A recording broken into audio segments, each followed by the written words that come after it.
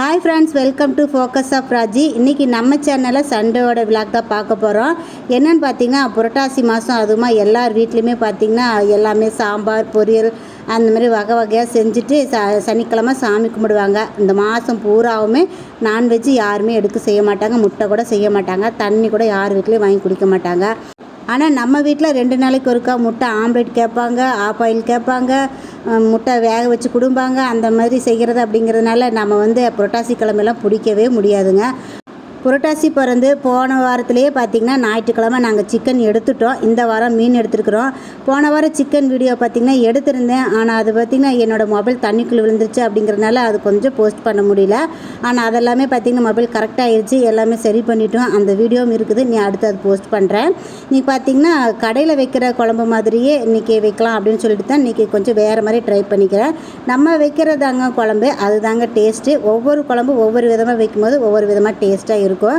அதனால் நாமளே மாற்றி ட்ரை பண்ணலாம் அப்படிங்கிறதுக்காக இந்த வாரம் கடையில் வைக்கிற மீன் குழம்பு மாதிரி ட்ரை பண்ணலாம் அப்படின்னு சொல்லிட்டு எல்லாமே வெங்காயமெல்லாம் வதக்கி எடுத்து வச்சுருக்குறேங்க. ஆறட்டும். அதுக்குள்ளே பார்த்திங்கன்னா மீன் ரோஸ்ட்டுக்கு எல்லாம் போட்டு ரெடி பண்ணி வச்சு ஃபேன் காற்றுல கொண்டு வச்சுட்டேன். அதுவும் நல்லா ஆறிச்சுன்னா நான் ரோஸ்ட் போடும்போது நல்லாயிருக்கும்.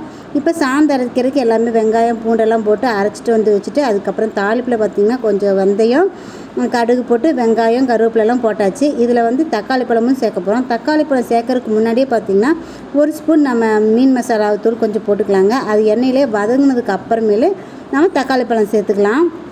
கடையில் இருக்கிற குழம்போட சீக்ரெட்டே இது தாங்க. எண்ணெய்க்குள்ளே கொஞ்சம் அந்த மீன் மசாலா தூளை போட்டோம் அப்படின்னா பார்த்திங்கன்னா அந்த கடையில் வைக்கிற குழம்பு மாதிரியே ஆயிரும். இந்த அரைப்புக்கு தேவையானது பார்த்திங்கன்னா தேங்காய், வெங்காயம், பூண்டு இது மட்டும்தான் அரைச்சிருக்கிறேங்க. ஒரே ஒரு தக்காளி அதில் வதக்கி விட்டு அதில் அரைச்சிருக்கிறேங்க. நம்ம ஸ்ட்ரெயிட்டாக மண் சட்டியில் தாளிக்கும் போது பார்த்திங்கன்னா அதில் எண்ணெய் பிரிஞ்சு வரும்போது அந்த குழம்பு ஒரு ஸ்மெல் வருது. அதனால் குழம்பு நல்லால அப்படிங்கிறதுனால நான் எப்போதுமே பார்த்திங்கன்னா மீன் குழம்புக்கு தனியாக ஒரு சட்டி, ஒரு சாம்பாருக்கு தனியாக ஒரு சட்டி வச்சுருக்கிறேன். இப்போ வேறு ஒரு கடாயில் தாளிச்சு விட்டு அதுக்கப்புறம் மண் சட்டியில் அதை எடுத்து ஊற்றிக்கிட்டாங்க. கரைச்சி வச்சுருந்து அந்த புளி கரைசலும் அதிலே ஊற்றியாச்சு. கட் பண்ணி வச்சுருக்கிற தக்காளி பழமும் போட்டாச்சு. தேவையான அளவு உப்பும் போட்டாச்சு. தண்ணியும் தேவையான அளவுக்கு ஊற்றி கொஞ்சம் நேரம் மூடி வச்சிங்கன்னா ஒரு கொதி வரட்டும். அதுக்கப்புறம் மீன் சேர்த்துக்கலாம். இப்போ ஒரு கொதி வந்ததுக்கப்புறம் மீன் அதில் சேர்த்துக்கலாம். மீனில் பார்த்திங்கன்னா தலை, அப்புறம் ஒரு வால், ஒரே மீன் தாங்க, அதனால் ஒரு தலை ஒரு வால், அப்புறம் ஒரு 2-3 துண்டு நடுப்பக்கம் இருக்கிறத மட்டும் போட்டாச்சுங்க. ரோஸ்ட்டுக்கு தனியாக அது கட் பண்ணி கொடுத்துருக்குறாங்க. இந்த தடவை கட் பண்ணி வாங்கிட்டு வந்த மீன் பார்த்திங்கன்னா ரொம்ப சன்னமாக இருந்துச்சு. அதனால் ரோஸ்ட்டு போடும்போதே பார்த்திங்கன்னா களைஞ்சிருச்சு. நான் எடுக்கிறப்பயே களைஞ்சி வந்துச்சு. குழம்பு எடுத்து அந்த பக்கம் அடுப்பில் வச்சுட்டாங்க. இந்த பக்கம் ரோஸ்ட்டு போட்டலாம் அப்படின்னு சொல்லிட்டு காலையிலேயே எடுத்துகிட்டு வந்துட்டாங்க. கொஞ்சம் லேட் ஆகிடுச்சு செய்கிறதுக்கு. அதனாலே பார்த்திங்கன்னா பசிக்குதுன்னு சொல்லிட்டு அங்கேருந்து ஹாலிலேருந்து கூப்பிட்டுட்டே இருக்கிறாங்க, சீக்கிரமாக செய்யின்னு சொல்லிட்டு. அதனால் கொஞ்சம் வேகமாக செஞ்சிட்ருக்கிறேன்.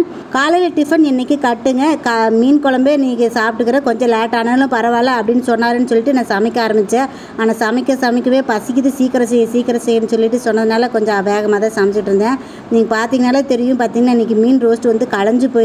எல்லாம் உடஞ்சி தான் வருது. ஆனாலும் பார்த்திங்கன்னா பாறை மீன் நல்லா டேஸ்ட்டாகவே இருக்குங்க. ரோஸ்ட்டுக்கும் சரி குழம்புக்கும் சரி ரொம்ப நல்லா இருந்துச்சு. இன்றைக்கி பார்த்திங்கன்னா வாழை இலை போட்டு இன்றைக்கி மீன் குழம்பு வச்சு நான் சாப்பிட போகிறேன். இதுவும் பார்த்திங்கன்னா யாராவது ஒருத்தர் பரிமாறினாங்கன்னா நம்ம சாப்பிட்றதுக்கு ரொம்ப நல்லாயிருக்கும். கொஞ்சம் சாப்பாடும் கூட கொஞ்சம் அதிகமாகவே சாப்பிட்லாம். என்ன பண்ணுறது, நம்மளாவே நமக்கு பரிமாறிட்டு நம்மளே சாப்பிட வேண்டியதுதான். இன்றைக்கி பார்த்திங்கன்னா லஞ்சுக்கு மீன் குழம்பு வச்சு ரோஸ்ட் வச்சு சூப்பராக சாப்பிட்டு முடிச்சாச்சுங்க. புரட்டாசி மாதம் அப்படிங்கிறதுனால நிறையா பேர் வீட்டில் நான்வெஜ் செய்ய மாட்டேங்க. வீடியோ பார்க்கும்போது கொஞ்சம் கோவமாக தான் இருப்பீங்க. என்ன பண்ணுறது, நம்ம வீட்டில் கேட்குறாங்க, அதனால் நம்ம செஞ்சு தானே ஆகணும். அதனால் கிழமையெல்லாம் பிடிக்க முடியாது அப்படின்னு சொல்லிட்டு எல்லாம் செஞ்சாச்சு. கிழமை பிடிக்கிறவங்களாம் கொஞ்சம் கோவப்படாதீங்க. கொஞ்சம் அமைதியாகவே இருந்து இந்த 1 மாதமும் ஃபுல்லாக நம்ம விரதம் இருந்து சனிக்கிழமை பிடிக்கும்போது பார்த்திங்கன்னா நமக்கு பெருமாள் கும்பிடும்போது ரொம்பவுமே நல்லது. நம்ம வீட்டில் இருக்க மாட்டாங்க அப்படிங்கிறனால தான் நாங்கள் செய்யலை. வீட்டில் சரி செய்யலாம் அப்படின்னு நினைக்கிறவங்க நீங்கள் கிழமை பிடிக்கிறது ரொம்பவே நல்லாயிருக்கும். கிழமை பிடிக்காதவங்க வீட்டில் என்ன நான்வெஜ், சிக்கனா, மட்டனா, மீனா அப்படின்னு சொல்லிட்டு நம்ம கமெண்ட்டில் ஷேர் பண்ணுங்கள். இந்த வீடியோ பிடிச்சிருந்துச்சுன்னா லைக் பண்ணிவிட்டு அப்படியே சப்ஸ்கிரைப் பண்ணிக்கோங்க. இன்னொரு வீடியோவில் பார்க்கலாம். நன்றி.